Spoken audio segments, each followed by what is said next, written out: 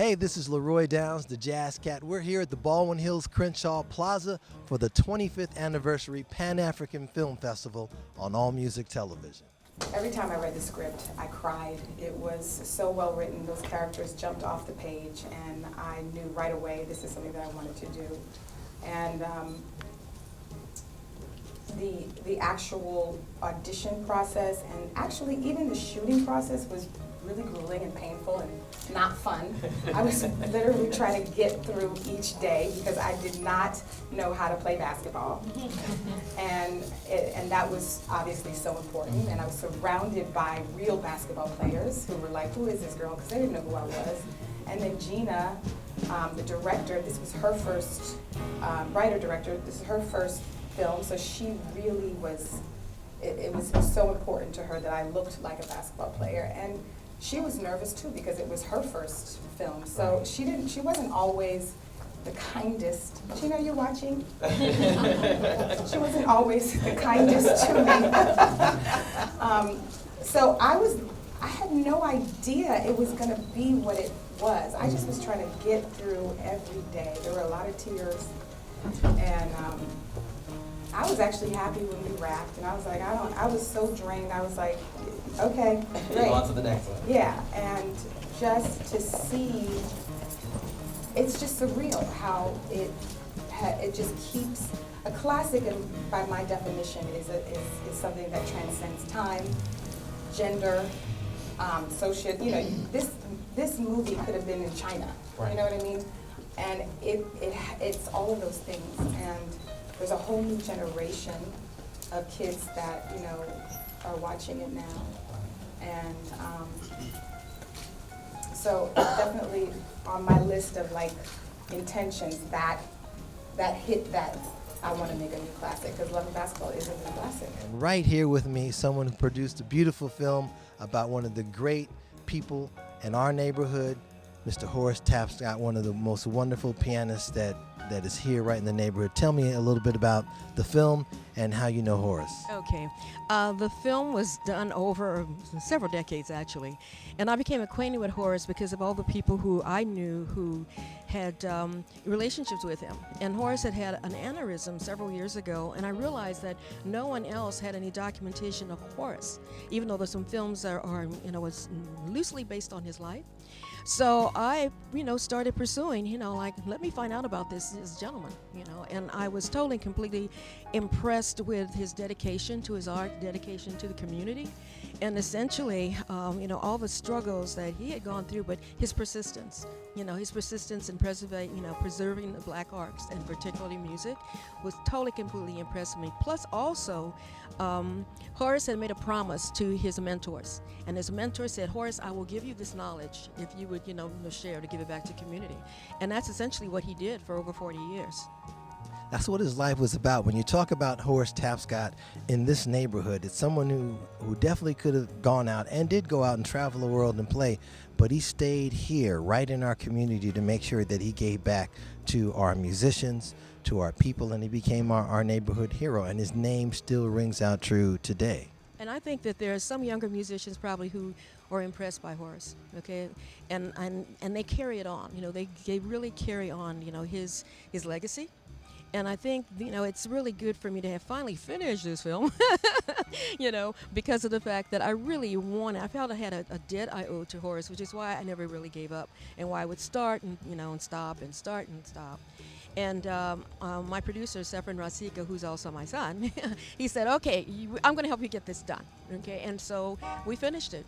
And I'm really happy to show it here first, because this is his home turf. And Horace Tapscott was the urban griot that taught all of us, and we learned from him. One of the biggest stars here in Los Angeles and the world right now, playing saxophone all over the place. My man and yours, Mr. Kamasi Washington. What's up, brother? Oh, I'm good. Yeah, that film was beautiful. I mean, I grew up watching Horace. I played with him once at a jam session, but that message that he preached, it was passed on to me by people like Steve and Phil, and it was something that it was beautiful for me to be able to see, the lineage. I've always heard it and heard about it, but to actually see it was really, really special for me. I feel truly blessed to have had the opportunity to work in the Arkestra with Horace. He was a leader and a teacher in the community. He made you dream and look outside into areas you hadn't even thought about, you know, by the way that he would bring it out of you. It was an experience that changed my entire musical career and the reason I'm still playing today. He's such an inspiration that on his deathbed, you know, like I motioned to him. I said, "Come on, Horace, let's go out and play one more blues." He said, you know, Horace said, "No, man, I'm enough of that." But that's a good title. Why don't you write something? So I did. You know, I wrote a blues for some reason to come out like a bebop blues, but it was dedicated to Horace. Beautiful spirit, and Barbara, congratulations for persevering. You know, it's well worth the wait. First of all, my homegirl I just found out did the film. She's in New Orleans too, so thank you so much for what you did. It's a historic film. It's a classic film because Horace was a classic and everything that produced him was classic. He articulated very well the sentiments of African Americans who don't get the recognition from the wider society, but who have all the talent in the world, who have all the magic in the world, and who enrich this world. And as I've traveled this world, I've seen evidence of Horace, of Billy Higgins, and of many others who maybe some people don't know their names, but they've changed this world, you know, with the heart. And you captured that heart and that spirit, you know, and that film is going to live on forever, you know. And as a resident of New Orleans, again, we know that Congo Square is the place where American music was born. And Horace spoke to that. And he spoke to it not only with his mouth, but through his music and through his example of consistency and of purpose and direction. And he laid a foundation for all of us to stand on. And so I'm very proud to have met him and to had him in my life and to uplift me at a time when I needed that. First of all, I want to commend Barbara for putting that together because it was so beautiful to see Horace again in life. This moment really helped me recenter and refocus on what I had started doing. And it's kind of, you know, it's put me back on the path because Horace was a pillar, a true pillar of the community. I first met him in about like 86 or so.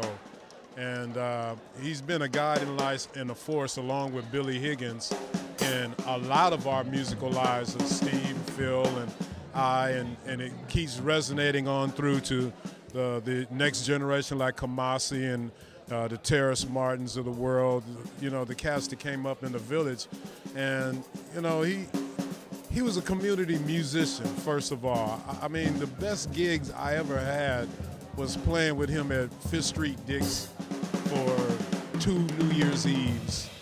We probably made like $50, but it might as well have been $150,000 because it was just a beautiful experience. He could have been anywhere in the world, being the man that he was, playing for a larger audience. He basically just came right down the street and served his community. Earl Hines, and one particular New Year's Eve in particular is when Billy Higgins had just had a liver transplant. And I played the first set, and Billy was so small, I didn't even recognize him at first. You know, he had lost a lot of weight, and he's like, Darryl. And he's like, can I get some? I was like, man, here, you go play.